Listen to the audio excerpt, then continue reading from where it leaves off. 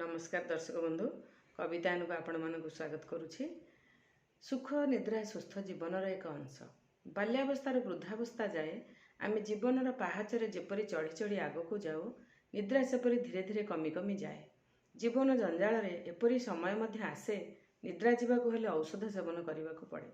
सतरे निद्रा आसला बेले आमे न सोई काम करबाकू चेष्टा करू, किंतु एमिति समय आसे निद्रा आसु बोली ताको अपेक्षा कले मध्य आसी न थाए। एही मर्मरे मोर आजिर कविता अमूल्य निद्रा। कविताटी को शेष पर्यंत शुणिबे। जन्म कालरू संगे आसी थाए भोक शोष सुख निद्रा। बाल्य अवस्थारू शिशु निद्रा जाए 16 घंटारू आरंभ परा। कैशोर आसिले पाठपढ़ा बोझ अधिक शोइले गाली। अजाणते जदि निद होई जाए उठाती पानी ढाली। जुग अवस्था स्वप्न बढ़ी जाए पाठ पढ़ी बड़ हेबी।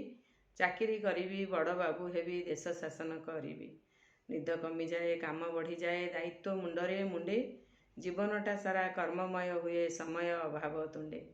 प्रौढ़ आसिले निद हजि जाए राति राति उजागर। नानादी रोग माड़ी आसी थाए सरी हुए गंता घर।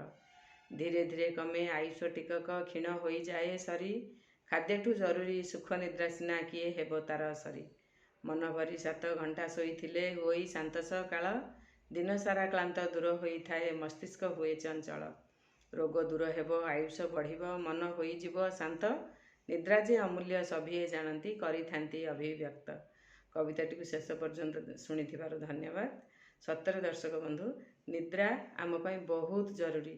सुस्थ जीवन यापन करने को हेले सुषम खाद्य सह जोग व्यायाम एवं अमूल्य निद्रा आम पई नित्यांत आवश्यक। धन्यवाद।